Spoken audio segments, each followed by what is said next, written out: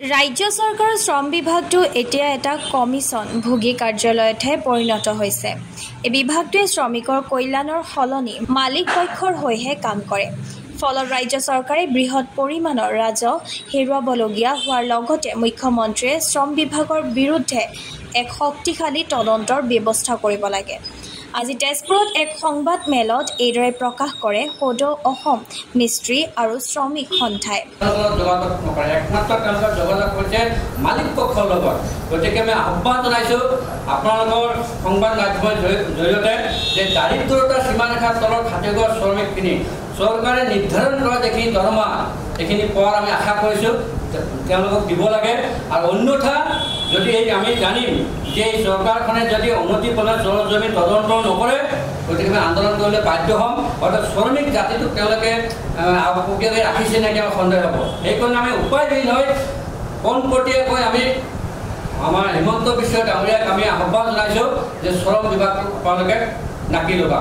তেজপুৰস্থিত Sonitpur journalist ইউনিয়নত আজি বিয়লি ৩ বজাত আয়োজিত এক সংবাদ মেলত তেজপুৰ তথা গহপুৰ পৰ্যন্ত অবিভক্ত শোণিতপুৰ জিলাত ব্যক্তিগত খণ্ডত শ্ৰমিকক শোষণ কৰাৰ লগতে চৰকাৰী নিৰ্দেশনা উলংঘা কৰা হৈছে বুলি অভিযোগ উত্থাপন কৰাৰ লগতে শ্ৰম বিভাগ এই ক্ষেত্ৰত চূড়ান্ত ব্যৰ্থ আৰু উদ্যোগৰ মালিক পক্ষৰ সৈতে বুজাবুজি কৰি কমিছন সংগ্ৰহতহে ব্যস্ত থকা বুলি কয়। মাত মাত্ৰা ইয়াত এটা অংক আছে।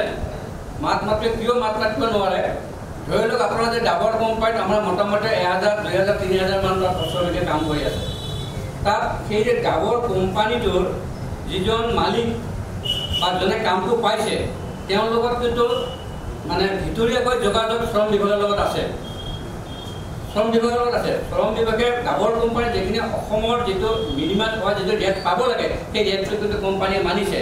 সেই ৰেটটোক মানিছে যদিও বেলেগ এজন কণ্ট্ৰেক্টৰৰ হাতত পেটি কণ্ট্ৰেক্ট দিছে তাৰে আধা কমিশ্যন এটা লৈ পেলাই শ্ৰমিকক ব্যৱহাৰ কৰিছে। আৰু সেই শ্ৰমিকজন যেতিয়া প্ৰতিবাদ কৰিব বা ঠিকাদাৰক ক'ব যে আমাক প্ৰাপ্যটো লাগে কামৰ পৰা তুমি মন যদি প্ৰস্তাৱৰ যদি হেৰি আছে যদি মন আছে কাম কৰা যদি প্ৰস্তাৱ হেৰি হোৱা নাই গতিকে কামৰ পৰা তুমি ওলাই যা।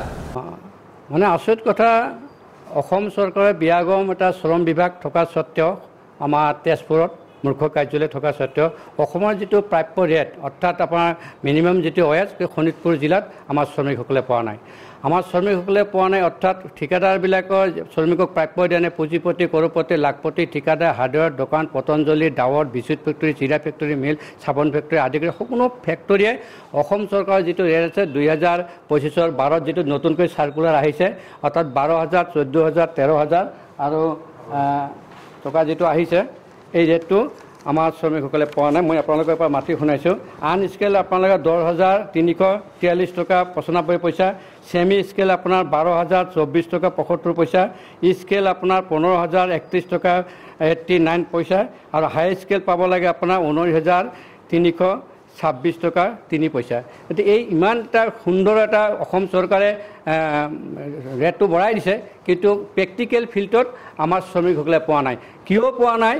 ইয়াৰ ৰক্ষক দিছে, চাবলৈ দিছে শ্ৰম বিভাগ এটা আছে। শ্ৰম বিভাগটো শোণিতপুৰ জিলাৰ আমাৰ ইয়াতে লাগি আছে। বিয়াগম এটা বিষয়া মানে অনুষ্ঠান এটা, এই অনুষ্ঠানটো তাতে থাকে মানে অফিচতে থাকে। তেওঁলোকে কোনো ইনস্পেকশ্যন নকৰে, কোনো হেৰি নকৰে। তেওঁ অভিযোগটো আমি যেতিয়া দিবলৈ যাম যে ছাৰ এনেকুৱা এটা ৰেটটো কম পাইছোঁ, ৰিটাৰ্ণ লাগিব, আমাক আবেদন কৰক, তেতিয়া আমি যাম। গতিকে ইমান লাখ লাখ টকা দৰমহা লোৱাৰ পিছতে অসম চৰকাৰে নিৰ্দেশনা দিয়া স্বত্তেও শোণিতপুৰ জিলাৰ কিন্তু কোনো এজন শ্ৰমিকে প্ৰাপ্যটো নোপোৱাৰ কাৰণে আজি বিদেশত যাব লগা হৈছে কেৰেলাত।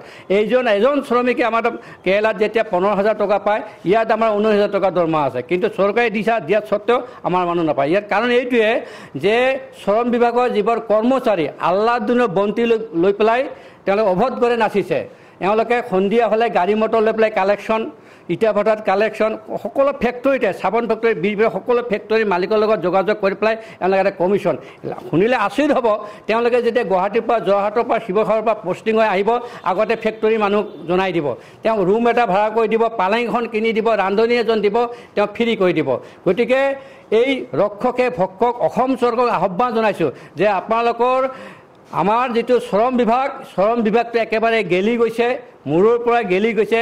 ইয়াত কোনো আমি ঠিকাদাৰসকলক আমি দায় দোষ দিয়া নাই। ইয়াৰ মূল দোষী হ'ল শ্ৰম বিভাগৰ যিবোৰ কৰ্মচাৰী পৰিদৰ্শক ইনস্পেক্টৰসকল কমিশ্যনাৰসকলে এওঁলোকৰ মানে শ্ৰমিকৰ ভাত খাইছে এওঁলোকে আচলতে আমাৰ লগত কথা নাপাতে এওঁলোকে পাব্লিক সার্ভেন্ট নয় লেবার সার্ভেন্ট হওয়া সত্ত্বেও লেবারক কোনো রেসপেক্ট নিদিয়ে আর শ্রমিকে যেতিয়া অভিযোগ মানে দিবলৈ যাব তেওঁলোকৰ মোবাইলত কথা পতাত ব্যস্ত গতিকে অসম চৰকাৰক আহ্বান জনাইছোঁ অনতি পলমে হিমন্ত বিশ্ব শৰ্মাক হাত জোৰ কৰি আহ্বান জনাইছোঁ যে শোণিতপুৰ জিলাত শ্ৰম বিভাগ চৰ জমিন তদন্ত কৰক আৰু আপোনালোকে চাব তেতিয়া গোটেইখিনি উদং হৈ যাব যে শ্ৰম বিভাগে কিমান লুটপাট ৰাজস্ব ইয়াত চলাইছে ধন্যবাদ